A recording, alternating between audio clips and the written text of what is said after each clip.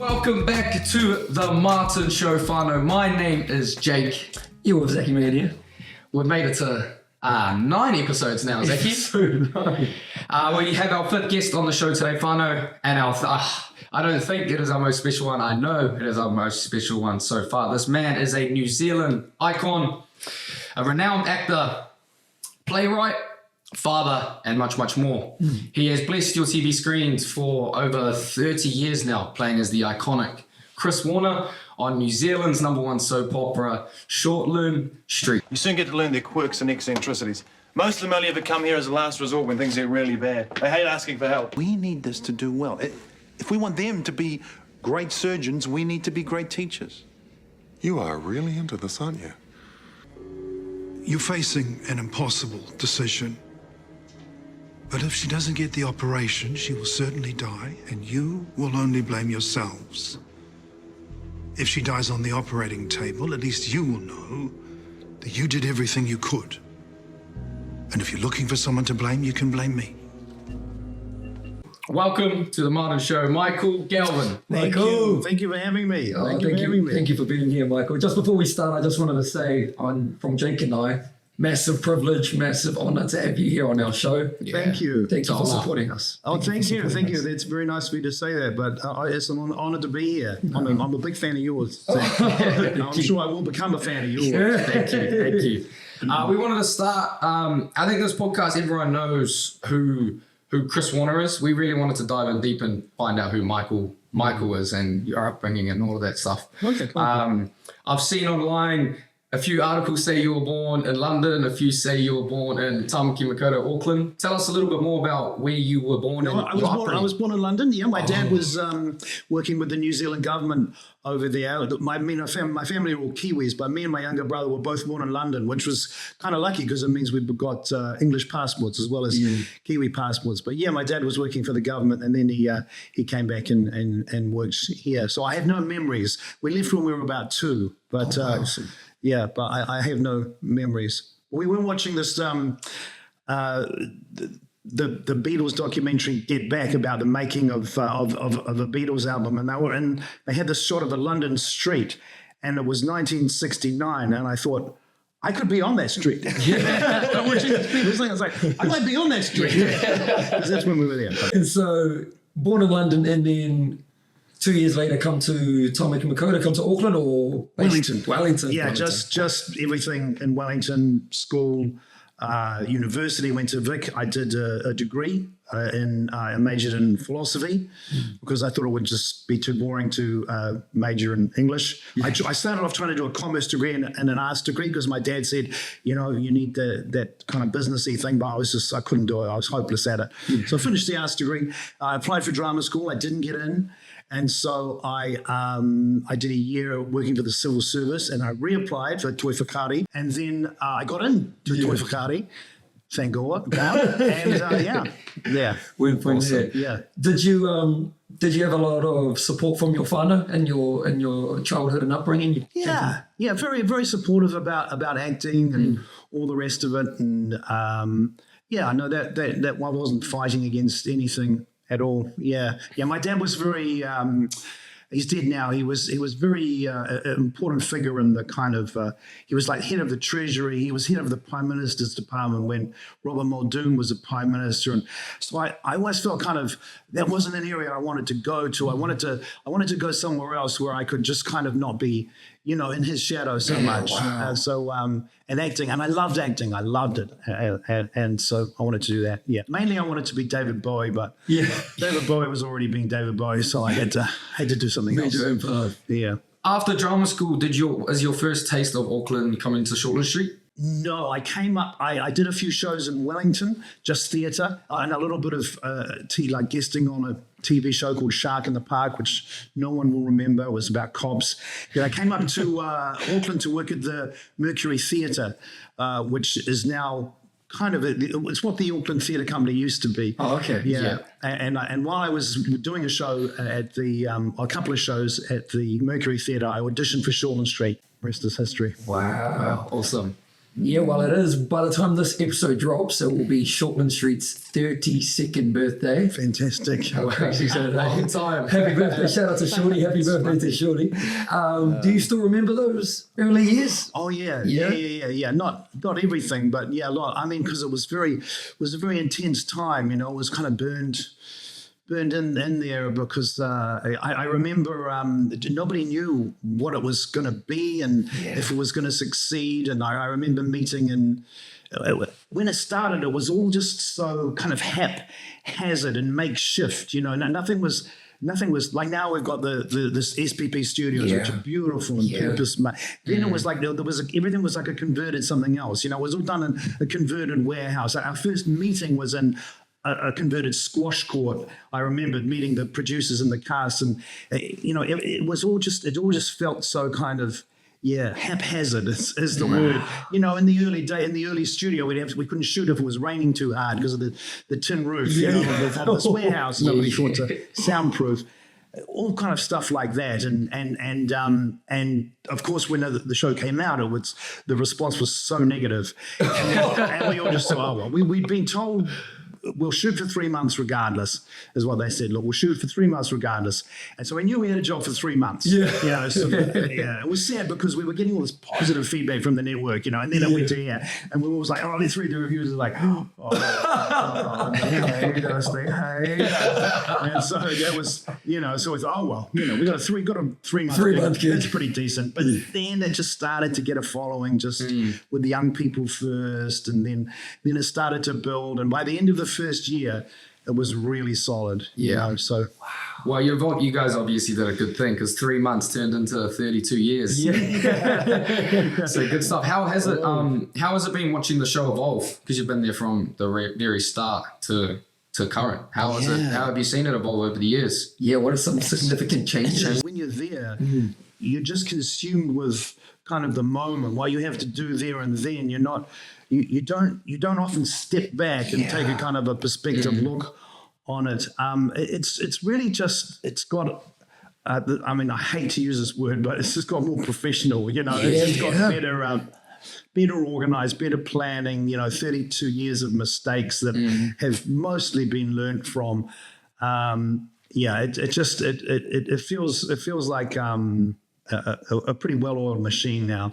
But nevertheless, because we're shooting 5 episodes a week, it's just a lot. It's just a lot of TV to be making. And so there's never not been a permanent sense of crisis, you know. It always feels like there's a slight crisis going on, you know. It's just, is it a big crisis or a little crisis? Keeping you on your toes. Is it COVID or you know, something else? But there's always something going wrong, you know what I mean, that everyone's just going to cope with, you know. I guess, Mike, 32 years is a long time, and you would have seen a lot of people come and go. Such as myself. Rest in peace that I heard. Oh my God! I've been talking about your character so much. Oh, really? Because of my wayward son. I've just been obsessed with your character. Oh, bless. But you would have seen a lot of people come and go. What? I guess it's sort of a weird question to ask, but what have you learned about people? You know, you would have seen individuals come and go, and I asked this question from a round actors table, and Robert De Niro says one thing that he's learned about people is that anyone is dispensable, so just stay calm. And so I guess I'm not saying that you're Robert De Niro or anything like that, but what would you say? What would you say that you've learned throughout your time there about individuals? About other people? Yeah, just about myself? people. No, just about people. Other people. I've learned that I don't know who's going to be famous and who isn't, because a lot of people who I thought would really go on to really make a mark haven't, and a few people who I wasn't so sure about have really made a mark, you know, internationally. So, you know, I'm not going to anything Robert De Niro says I will agree with, because, you know, I'm of the generation that worship that guy. So, it's unpredictable. Your career is unpredictable. I sometimes I try to figure it out, like why did that person succeed and that person didn't, and part of it is perseverance and resilience. But then there are a lot of people I know, people my age or older, who are resilient, who have persevered, and they can't afford a car, they can't afford a house. There's a lot of luck. I was just going to say, yeah, maybe that's the thing I've learned. There is a lot of luck, and I think maybe that's one of the reasons I'm still there, is that I realize how lucky I am. Yeah. So maybe, it's a great question. It's not something I really thought about, but I guess the takeaway is that we are not completely in control of our destiny. It's nice to believe that we are, and of course we play a very big part in our destiny. If you don't try, you won't succeed. But that's not the whole story. There's a lot of luck in there, and I know a lot of very good people who have had some bad luck, and some bad people who have had some good luck. I've never viewed it like that. That's beautiful. Yeah, It's just honest. I've seen a lot of people say that recently as well on podcasts. Like a lot of it does.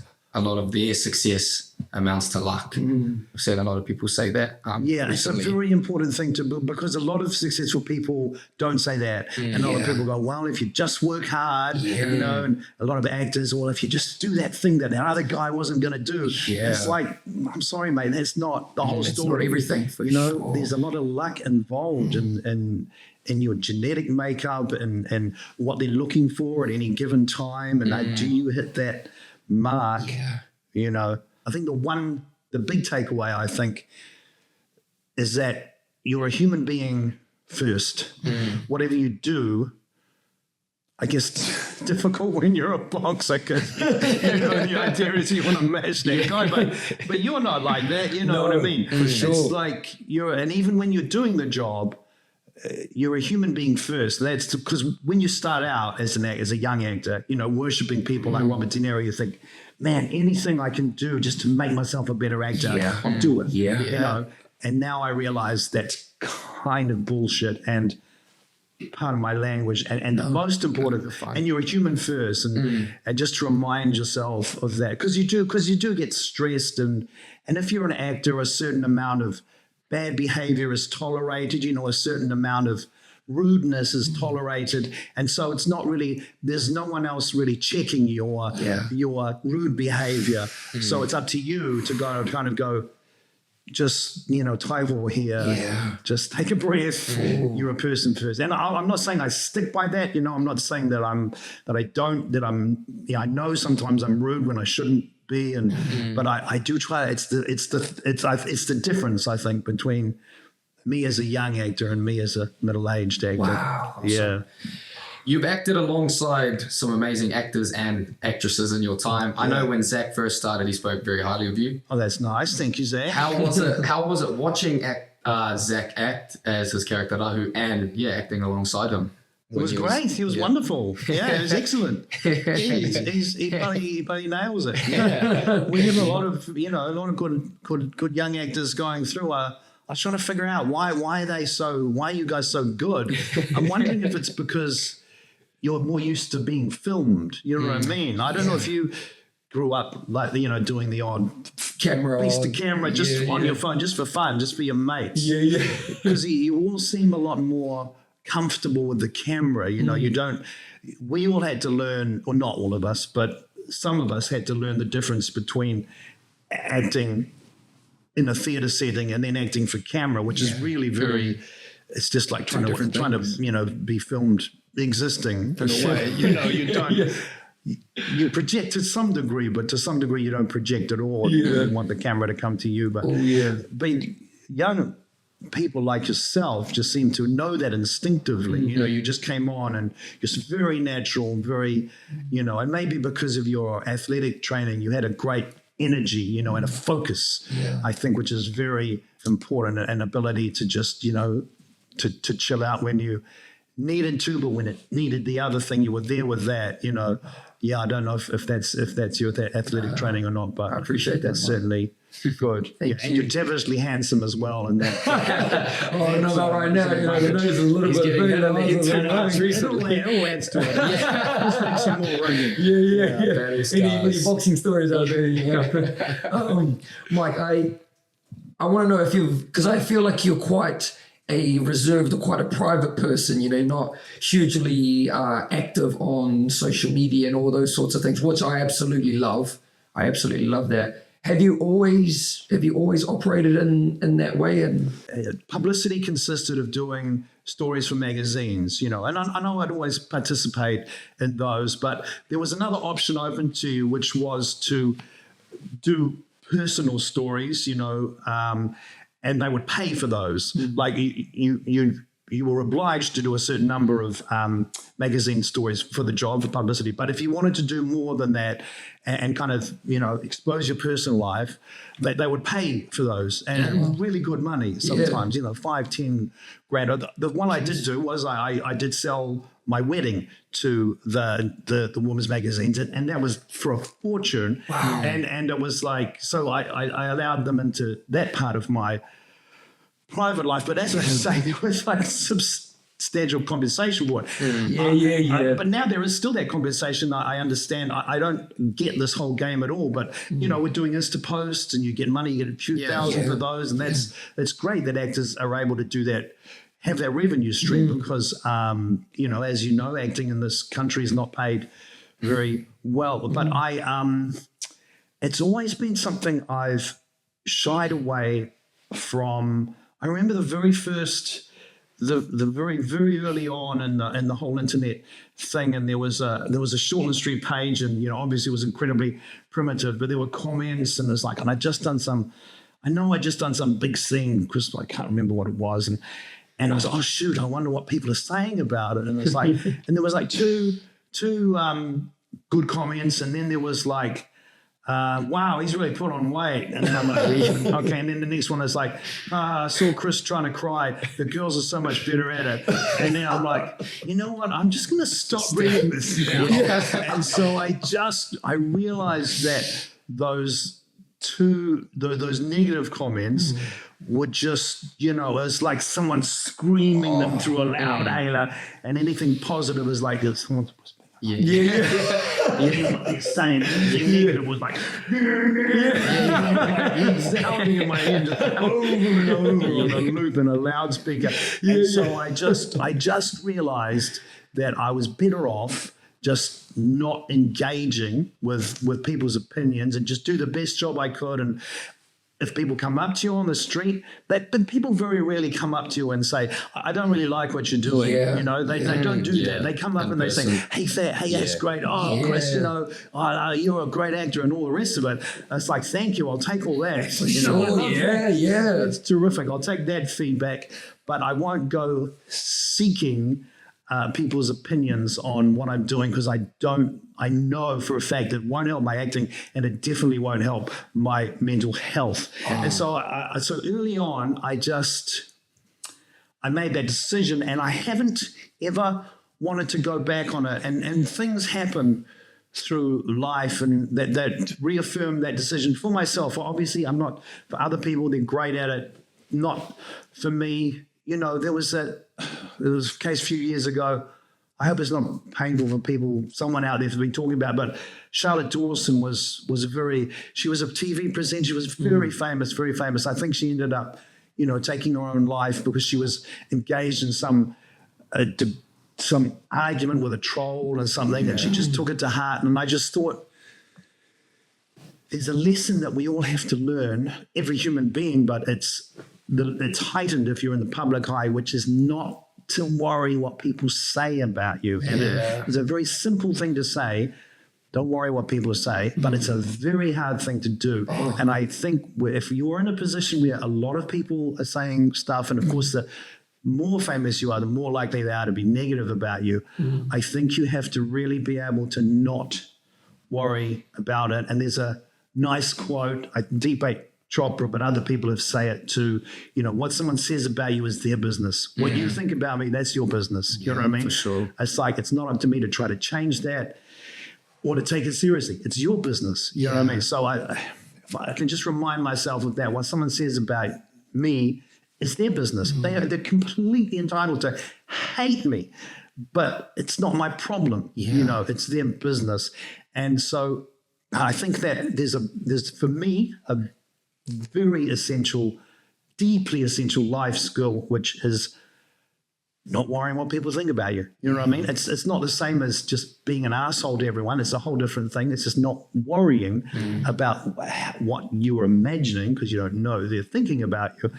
And it's and that ties in with that the whole kind of not engaging, because the times I do put, I'm only on Facebook. I'm on Insta just to look at other people, not to do posts. But even the times when I do a post, you know, I put, how many likes am I got? And that's always just like about me and my daughter Lily. It's like, oh, I'm proud she did this thing, you know. And then how many likes? Oh my God, why did they love it? And they only liked it. You know what I mean? Everyone does it. I get obsessive about it. I'm like, well, I don't need more of that in my life. I need way less. For sure. So that's why I don't engage with social media. But I'm old. I'm of an age where I have that, you know, privilege where I can kind of get away with not doing it.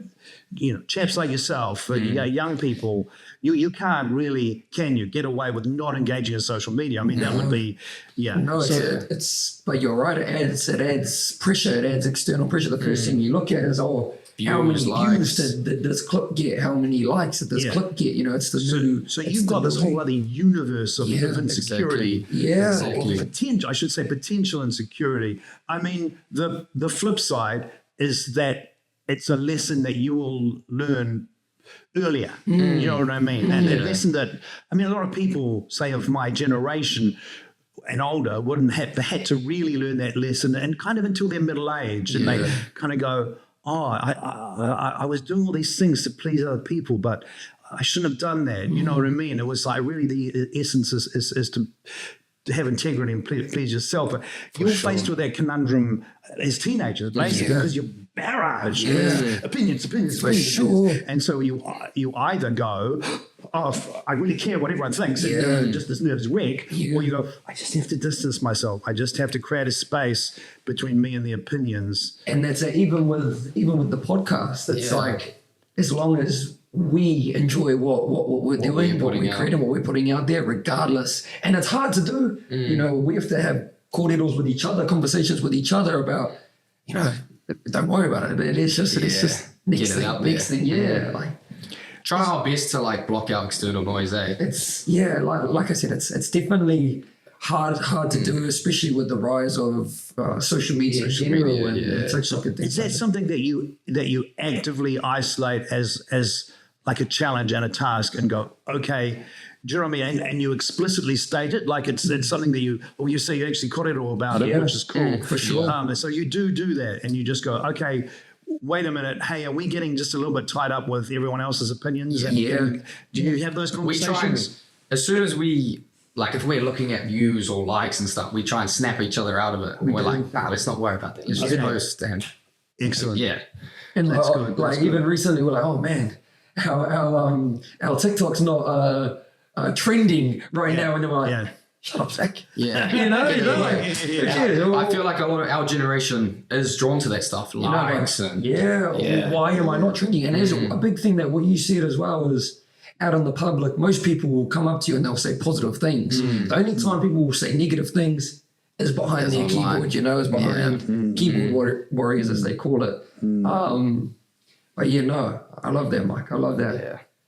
Mike, being as Chris Warner, you know, is one of the most, I'd say, well-known faces in Aotearoa, it must come with a lot of external pressure and noise, as we're talking about. How do you navigate going through life being as well known as you are, being in the public eye? It's honestly not a problem anymore.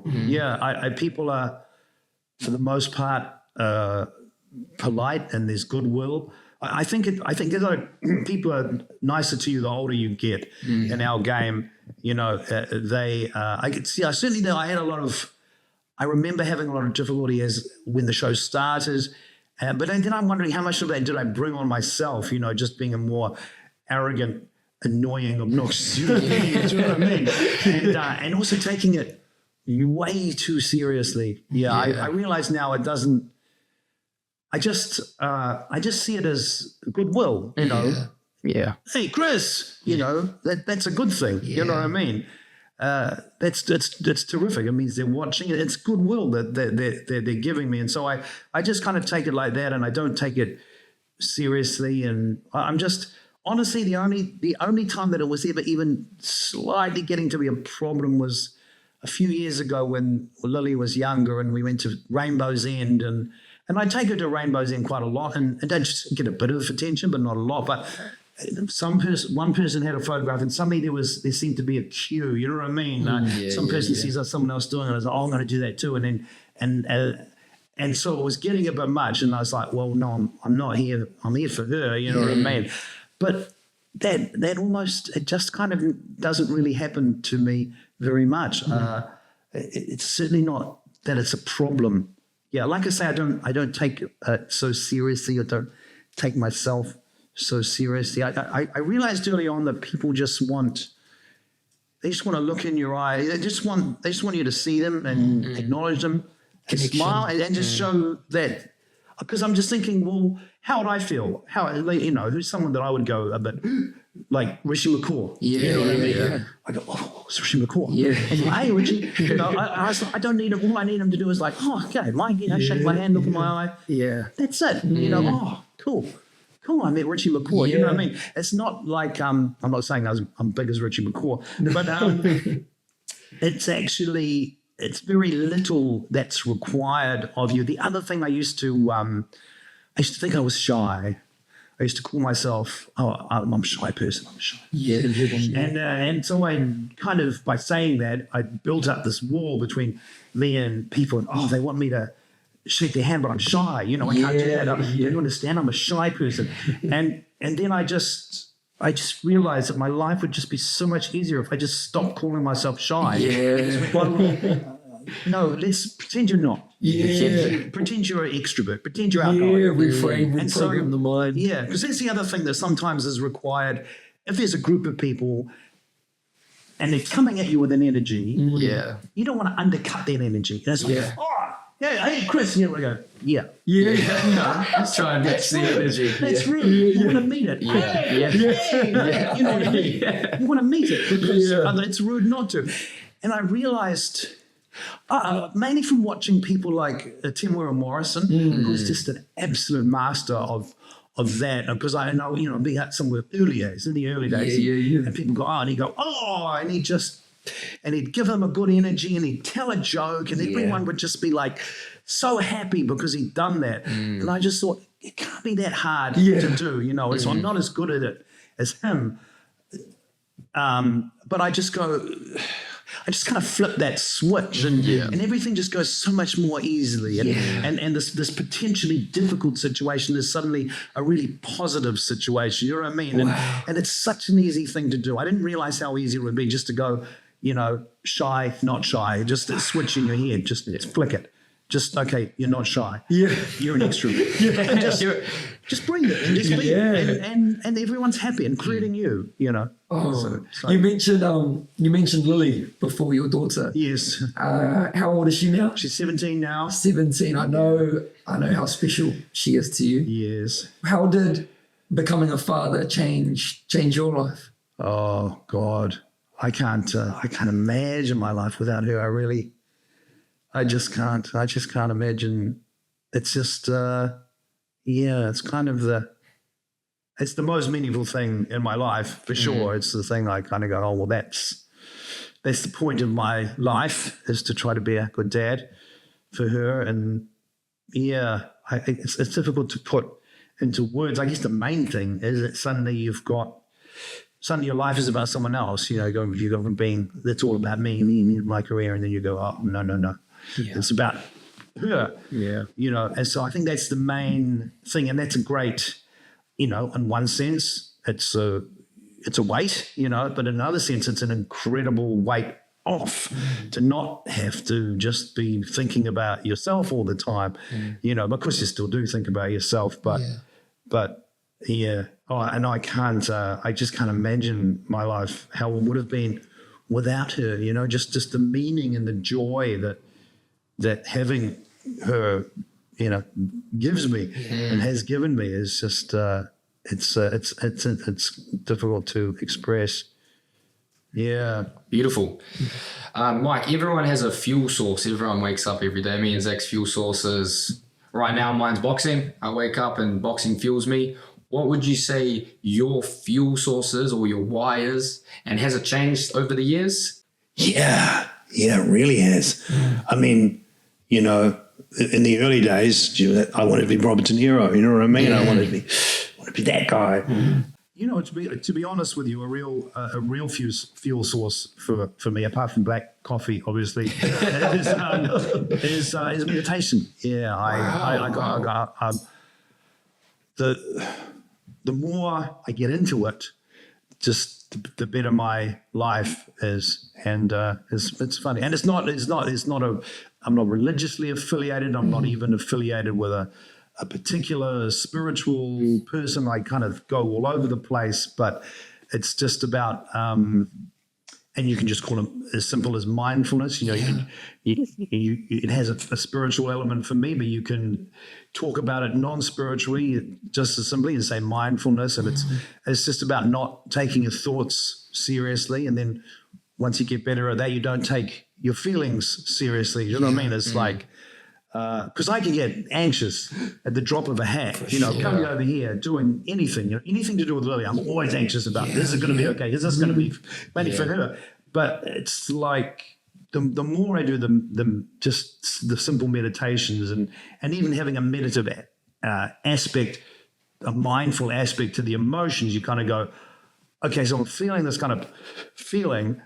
I don't have to take it seriously. I can just go, oh, okay, I am here. I'm feeling it, but it'll pass, and I don't have to take it seriously. And it doesn't mean anything. It doesn't mean that something bad is going to happen unless I do something. And I think, I think in terms of fuel goes, because what that does, when you're able to just feel something, and then and not feed it with all your scenarios, tragic, you know, fearful scenarios, jargon. The feeling yourself kind of goes away eventually. Yeah. There's sometimes in a few seconds, sometimes in a minute. So what that means is you're calmer. So you have more energy for everything else. You know, I'm not saying I have that much energy for anything anyway, but I have way much more than I would be if I was like how I used to be, which is worrying about everything all the time. You know what I mean?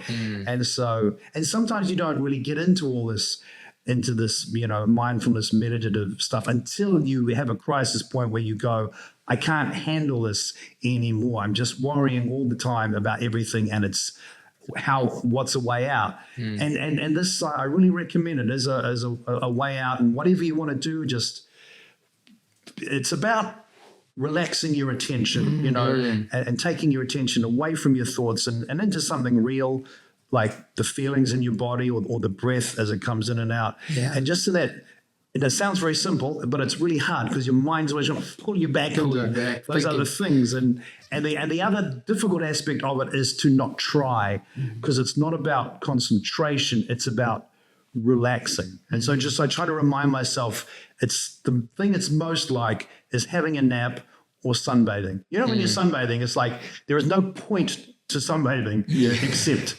just I'm feeling this. That's the point of sunbathing.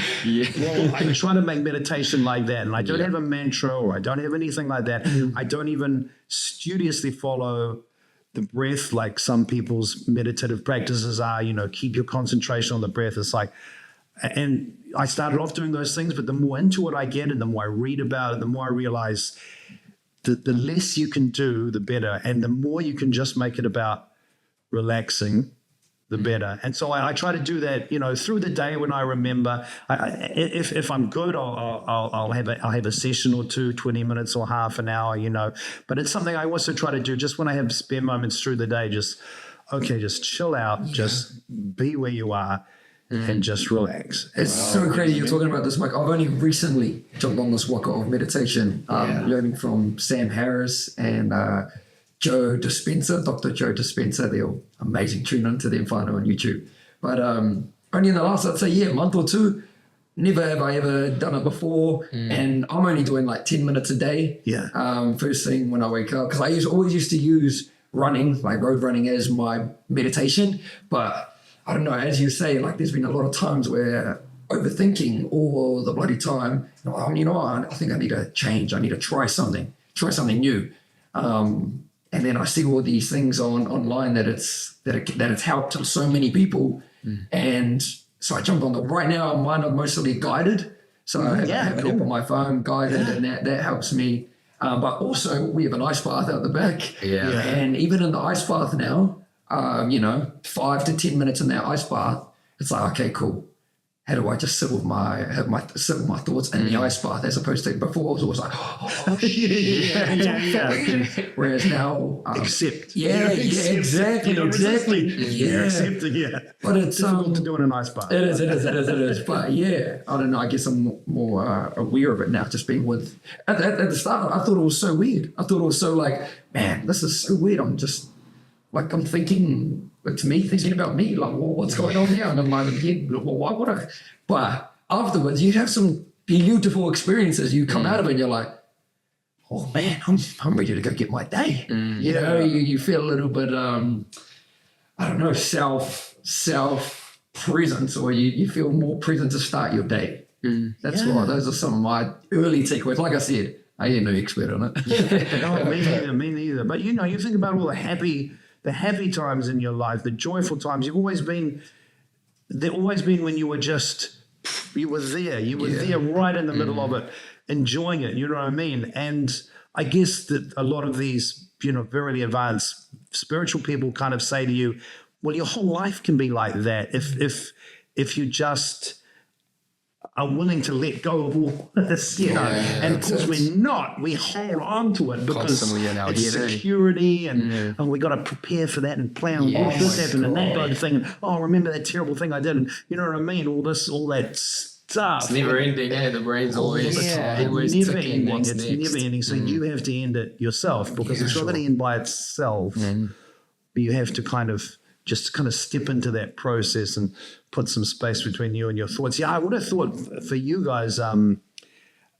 boxing, that kind of that mindfulness thing would be very, because it must be, if it was me, you must get so afraid before because you're about to get your head smacked in. For sure. There must be a lot of having to deal with that fear and just going, okay, I've got this fear, but I'm just going to recognize it as a feeling. I'm not going to buy into all the stories. No, he's going to kill you. He's going to hit you there, and you're going to fail, and you're going to be humiliated. And do you know what I mean? Because you must get those stories, and you must just have to go, nah, let's just put those over there. Exactly. So you must be engaging in that kind of thing. For sure. Over the years, we've become accustomed to that feeling before a fight, and I think it's gotten easier and easier, with experience. A lot of people think that you want to be so like angry, and you want to be the total opposite. You just want to be completely that's interesting. Emotionless. That's interesting. I visualize it quite similar to acting. You just want to be very, very present with your opponent, your scene partner. You're going to be working off your scene partner, working off your opponent. Wow. That's the way I view it. And it's just like beat by beat by beat by beat, just like in school. Wow, so that aggressive energy, that's not going to help you. That's going to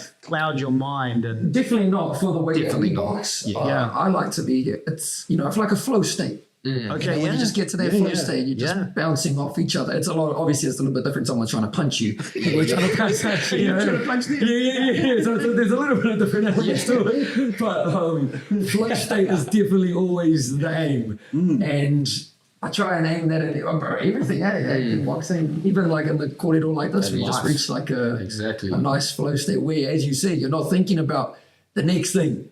You're not thinking about the past. You're just thinking, we're here. Let's go. But it's sometimes nowadays, as we all said, you get the best minds everywhere. What's going on? Speaking of meditation, I've seen you like to write, and I actually saw that you like to sing. I don't know if that's true. Not true. Coming up as a young actor, I did musicals and things, and I had a bit of a singing voice. I haven't done it much, and I did before Shortland Street, I did a show written a New Zealand show about the Everly Brothers performing in New Zealand, and me and Tim Balm played the Everly Brothers, and that for people of a certain age, it was kind of, it's a show that some of them remember, and so they remember me as a singer. But my voice is kind of suited to that kind of. Do you know who the Everly Brothers are? When I say the Everly Brothers, not familiar. Pre-Beatles. Oh, cool. They were two brothers, very close harmonies, guitar kind of folky rock and roll kind of music, just very early on, about the same time as Elvis Presley. Oh, okay. You know, that kind of stuff. But I don't. It's not a proper singing. Yeah, I still remember the Anchor Me. I knew Michael was going, oh, Zachy. Eight takes of that song, and Ollie, who was the producer, who was the director, he used the worst vocal take because it was the best, because it was just as the sun was coming down. And I was like, oh, you're not going to use that take, are you? And he was like, no, because the sun looked amazing. You sounded fine, you sounded fine. And it was like the worst vocal, guitar take I did. So I'm famous for being a bad singer. But I write jobs. I've had a number of plays produced. That's always been something that's been going on, and I've tried to kind of write stuff for TV and film, but I've pitched things, but they've never kind of happened. But in terms of plays, I've had a number of plays, 4 or 5 produced, so that's been really awesome, nice. Yeah, Mike, from '96. You leave shortly for 5 years or so. What did you do in that 5 years? I went. First, I lived in Australia for a little bit, and then my partner at the time got a scholarship to study at the Slade Art School in London, which is a very prestigious art school. She's an amazing painter, and so because I was born in London, I was like, oh well, let's go to London and I'll try to crack into the scene there. But it was I didn't get anywhere. I couldn't get an agent. They were kind of like, oh, we're not looking for Kiwis at the moment, mate. And I was like, no, but I can do an English accent. And it's like, we don't want a Kiwi who does an English accent. We got English people. We're in England. So I had nothing happened. And that was quite depressing from one point of view. I was in there for a couple of years, lived there for a couple of years. And so we're very, very poor. Just scraping together odd jobs here and there, but the old cliche. It was a real life. It was a real learner, a great life experience, and I'd love to go back to London. It was a fascinating place I'd found, but I just wasn't. It just didn't. I couldn't get a foothold or anything there, and so I got contacted from Shortland Street saying, oh, we're thinking of bringing your character back. And I was like, I really had to think about it because it meant kind of relocating and potentially splitting up with my partner, because, but in the end, I went with it. I had to audition. We'll send you some audition scripts. I'm like, oh, you do know I was on it for 4 years. Well, that's kind of why you asked me back, isn't it? And Excuse me? I had to put. I know.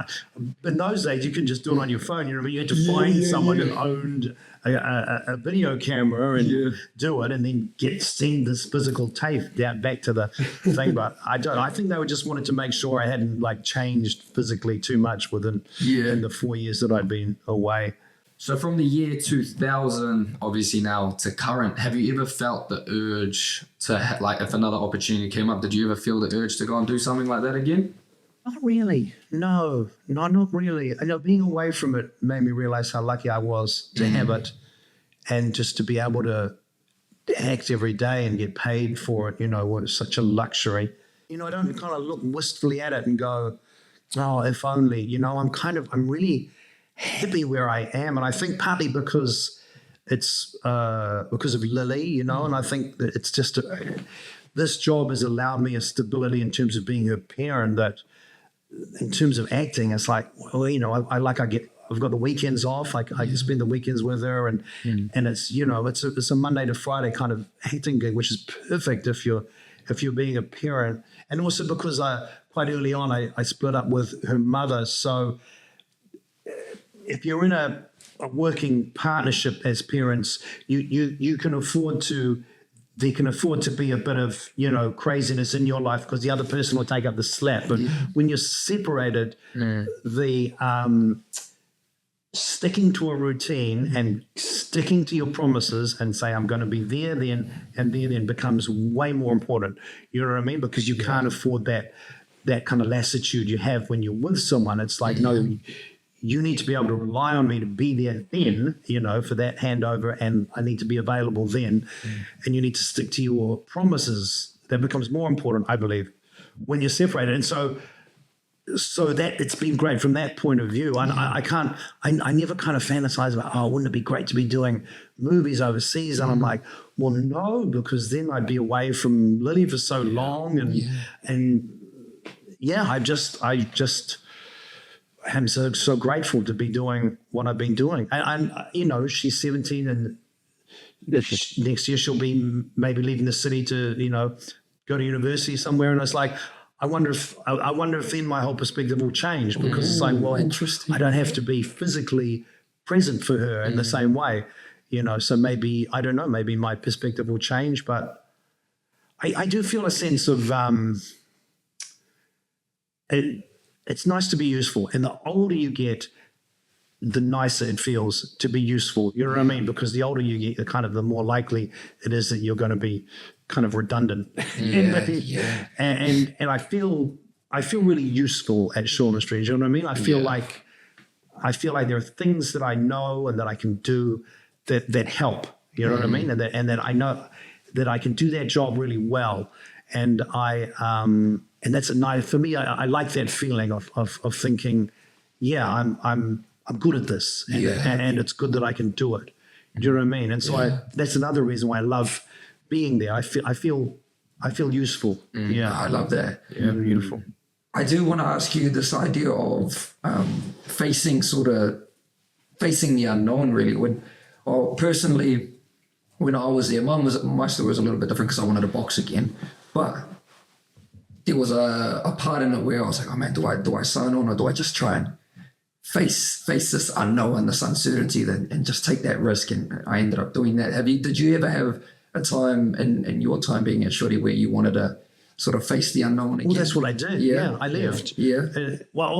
Again? Yeah, again since no, not really. I 2002. feel like I did that. I did that thing, and once That was I'd your done experience it, there? I was like, okay, I tried that.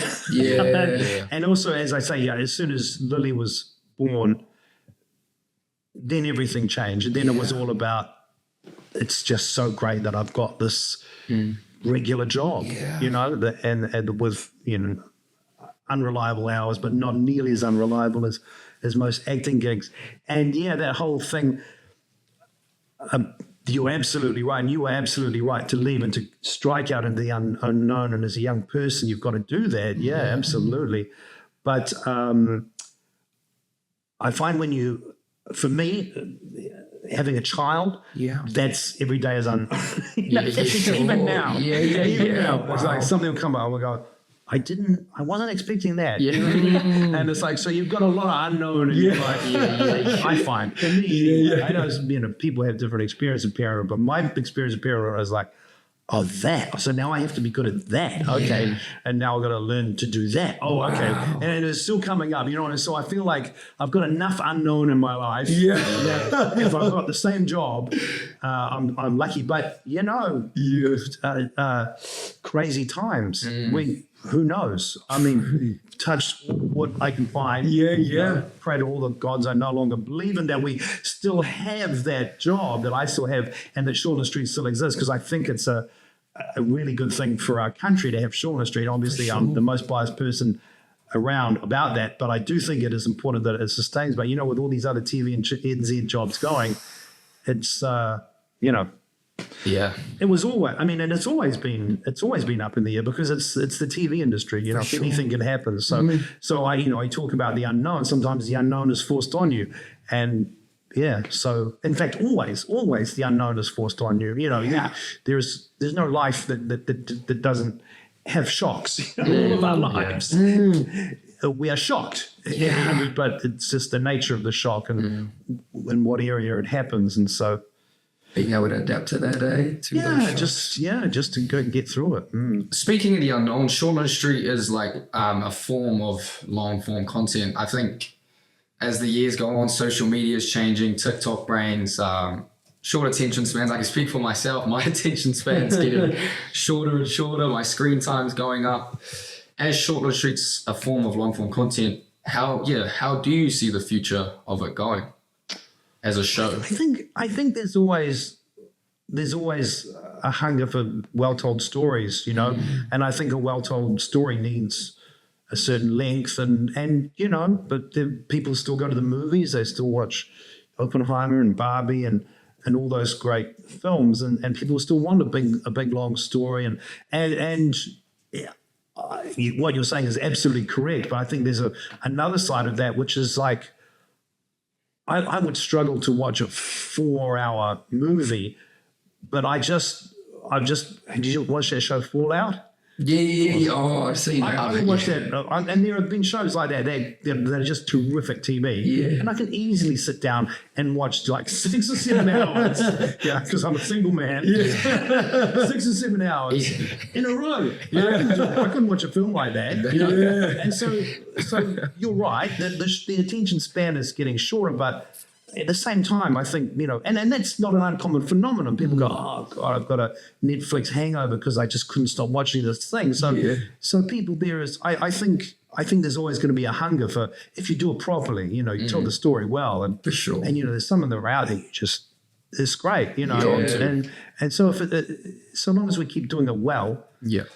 What about the industry as a whole with the writer's strike last year, you know, for 6 months of the year with the rise of AI and things like that? Are you concerned about the arts or the industry, you know, the entertainment industry? I just try not to worry about things I have no control over, and there's all just such unknown, and you know, kia kaha, those American actors standing up for it and going, no, we can't just allow ourselves to be dismissed like that, you know, just to keep getting paid, because you know, the big streaming things, they weren't paying them residuals for the you know, which is a repeat for those who don't know. Residuals is a repeat fee when the thing you've done keeps getting played over and over and over. You don't just get paid the once. I mean, Shortland Street, we just get paid the once, but we all kind of knew that.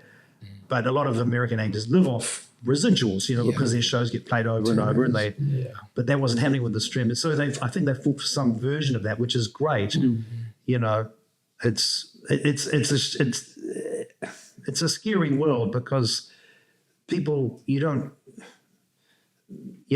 aren't given, they have to be taken. Moving on to the future of Michael, in 10 years, what do you want to have accomplished? Or I hope I'm still on Shortland Street. Awesome. This is, whenever I get asked this question, I say, you know, my burning ambition is to stay exactly where I am. It's no longer a big concern of mine, you know. It's like, oh, did I achieve that? It's more of a kind of a day-to-day thing of like, okay, I'm presented with this scene. Because as you know, we are challenged on Shortland Street. You know, we have... You know, family members dying and people cheating on us, and then we cheat on. You know, we have the big things that it's up to us to make seem credible and real. And so the people watching it aren't watching someone acting; they're watching someone going through something. That's what we want them to feel.